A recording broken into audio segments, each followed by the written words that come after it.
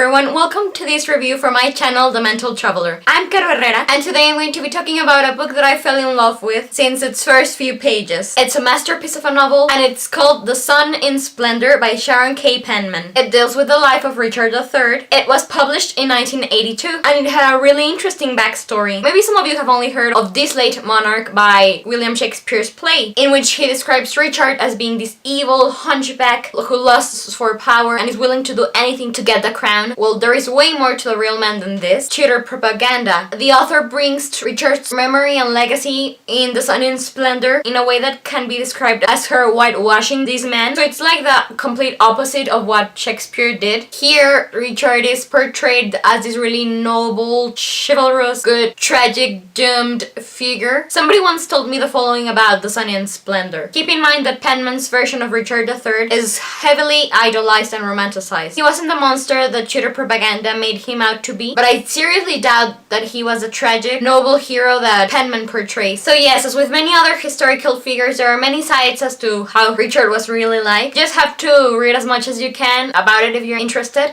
and figure out what the middle ground is. But I personally feel very protective towards Richard III because I fell in love with Penman's portrayal of him. But I'm far from being the only pro-Richard III out there, or Ricardian. There's even this official Richard III Society dating back to 1924. And one quick fact about it before I begin talking about The Sun in Splendor is that in part because of the support from the Richard III Society, something extraordinary happened in 2015. A few years ago, in 2012 I think, Richard III's remains were found under a parking lot in Leicester. Now his remains have been reburied, and there was even this commemoration service. Benedict Cumberbatch, who plays Richard III in The Hollow Crown from Shakespeare, read a poem about Richard here. I think that this is the first time that the public was allowed to see when a monarch is buried under the ground or something inside the church. I can't remember how that's called, but oh well. Let me just warn you before I begin that this will be a video with spoilers, so beware.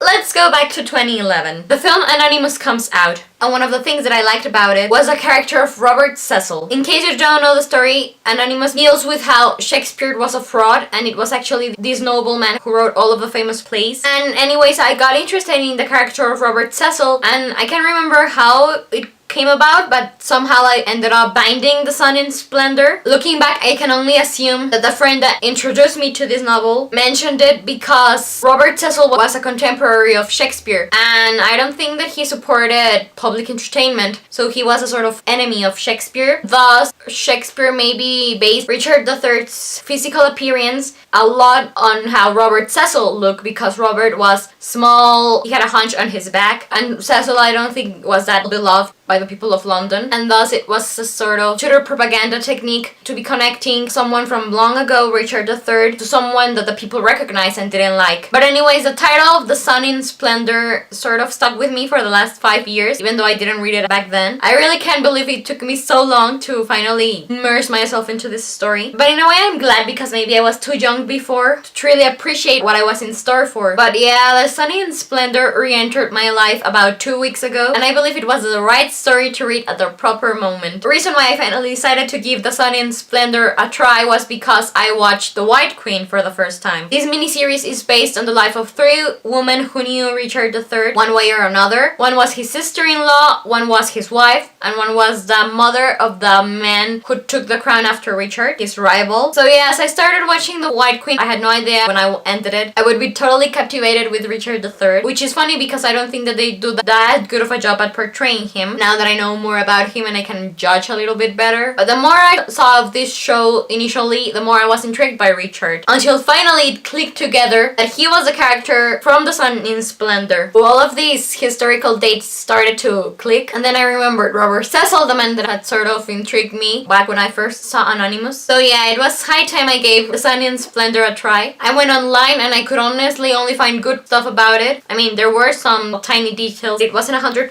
historically accurate, or that the writing style was a little bit odd at times. I knew I was in for a treat when I bought it. I had the same feeling that I had when I first read The Far Pavilions. But here was an epic masterpiece that I had known so long about, and I was finally gonna read it. And I just knew I was going to enjoy it, and I did. The more I read it, the more I felt satisfied with it. Since this book is quite long, its ebook format is more than 2,000 pages long. It took me more than a week to finish it, but it was honestly the thing I was looking forward the most to during the day. Getting back into the world of the War of the Roses. Getting to know these fantastic human being that Penman portrays. That I guess in part it was because I knew so little bit about that time period before I watched The White Queen. Even though I am an Anglophile that loves British history and the monarchy, I'm not that into the Middle Ages, but now I am thankfully correcting that. And I guess that looking back, it's no surprise that I like The Sunne and Splendor. For example, I love the Song of Ice and Fire novels and the first 2 seasons of its TV adaptation Game of Thrones. And its author, George R. R. Martin, has stated several times that it was really inspired to write his books by people and events that took place during the War of the Roses. Anyways, that's my experience with The Sunne and Splendor. It has now become my 7th favorite novel of all times. I'm really glad though that I watched The White Queen before I read this novel, because it helped me to really get who was each person. I mean, I never had to go looking for a family tree, putting aside the fact that The White Queen doesn't really portray that well many of the characters. The Sunne and Splendor deals with Richard III, from the time when he's 8 years old to the time of his death, and it covers that War of the Roses, which is this time in British history where 3 different houses were fighting for power. The House of York, the House of Lancaster, and the House of Tudor, and Richard was born into the House of York. But even though Richard is the main character, we get to see a lot of point of views from other people, whether they are servants, queens, and traders. We follow Richard as he grows up, as he becomes a teenager, as he becomes a great military man, as he proves again and again his loyalty to his elder brother, the King Edward IV, as he becomes a father, as he falls deeply in love with Anne Neville, as he deals with intrigues of the court and his brother George of Clarence, betrayals, as he becomes Duke of Gloucester, as he becomes protector of the realm, then as he becomes King of England, up until the moment when he dies bravely on the battlefield of the Battle of Bosworth. We even get to see what happens after he has passed away and what befalls to those who knew him. Overall, it is a very complete fictional biography or historical novel, even though the author took great liberties with it. And for example, I mentioned that I fell in love with this book right from the early pages, and that's because the first scenes remind me so much of my 3rd favorite book of all times, The Once and Future King, which is one take of the King Arthur legend. Little Richard and Ward really alike towards the end of The Sunne and Splendor, just as Richard is about to face his enemy, Henry Tudor, and knowing what is going to happen, I was feeling the same emotions that I went through every time I read the ending of The Once and Future King, or its sequel, The Book of Merlin. They just managed to portray a really nice picture of the Middle Ages. Maybe it's even better than what it really was like back then. That's kind of part of its charm. I mean, I loved all of The Sunne and Splendor. The author's descriptions of battles, the deep love that is shown between Anne Neville and Richard III. I just love Sharon K. Penman's Richard III, even if he isn't the real Richard III. I guess I can't condone Shakespeare's portrayal of him if I am so willing to accept the whitewashed version of Richard III. But in the end, I just fell in love with The Sunne and Splendor because of the story that was portrayed there, not because of the historical accuracy and facts that were shown. I guess that what I'm trying to say is that even if the world that Sharon K. Penman's portrayed isn't really what happened, I was still thoroughly captivated by it. Maybe it's the romantic in me overruling the history lover here, but hey, there you have it.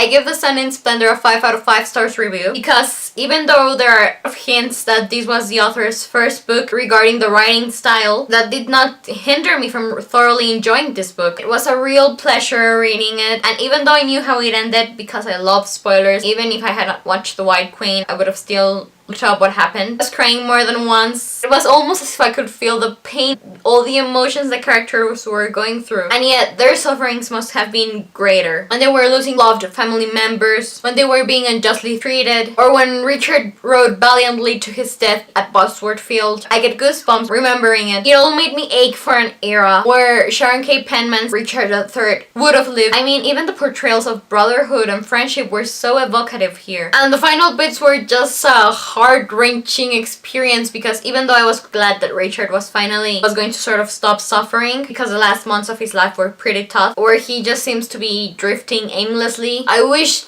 that the Battle of Bosworth had ended differently and Richard had prevailed over Henry Tudor. I thoroughly recommend The Sun in Splendor, and while there are a lot of other things that I could say about this book, the stuff that captivated me the most begin with Richard's love for Anne Neville, and then the rumors that he was romantically involved with his niece, Elizabeth of York. And my first introduction of Anne Neville and Elizabeth of York came with The White Queen, and I didn't find Anne and Richard that interesting there, but the moment Elizabeth of York came into the scene, that changed for me. My attention was caught suddenly. I was rooting for Elizabeth and Richard to stay together. Now that I've rewatched The White Queen, I can see that all of these interactions are deeply historically inaccurate, I guess. But yeah, getting back to my first introduction of Anne and Richard and Elizabeth, Anne's character, her personality didn't really appeal to me. So she had many admirable qualities, for example, her endurance, her ability to survive. But then Elizabeth of York came into the scene, and even though she wasn't allowed to show her complexity, her nature, she was more forward, more feisty than Anne. I liked that. I liked how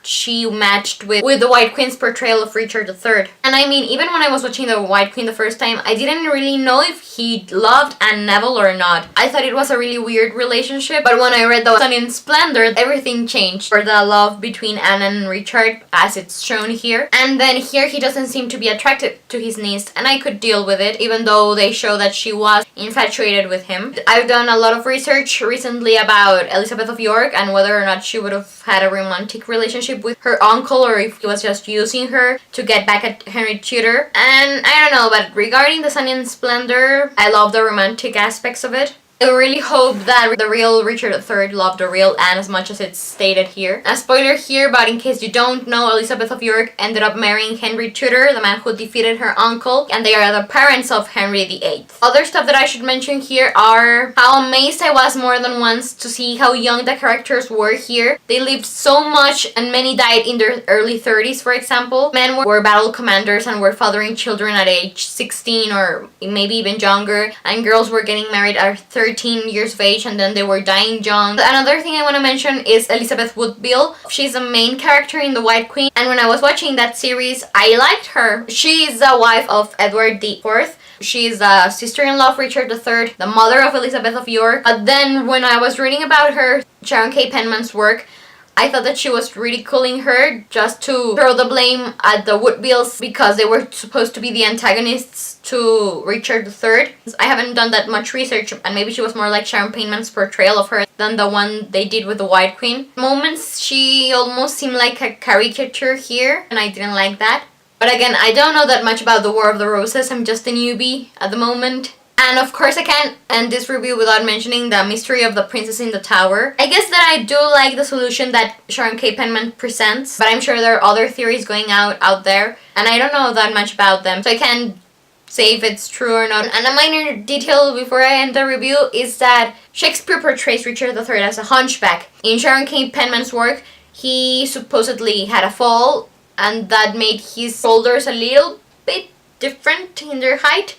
But when they discovered the remains of Richard III in 2012, they confirmed that he had scoliosis, which means that his spine was curved. Unfortunately, there has never been a TV adaptation or a movie about this novel. I pray that this is remedied in my lifetime because it has a lot of elements that would appeal to a large group of people. I found out that Richard Armitage, the actor who plays Thorin Oakenshield in The Hobbit, likes The Sun in Splendor. It's actually named after Richard III because he was born on the day the king died, August 22, but also because it was his dad's favorite book. And he said that he would like to do a film about The Sun in Splendor at one point, even if he doesn't get to play the main role. And also I thought it would be nice to share with you what the actor has said about The Sun in Splendor and about Richard III. About the novel, he said that it was slightly overblown but a much needless antithesis of Shakespeare's villain. His appeal for the late king made him remark, "I always look for good within bad and vice versa." That's what appeals to me about Richard III. The hunchback, child murderer, usurping monster. I want to try and find the man who loved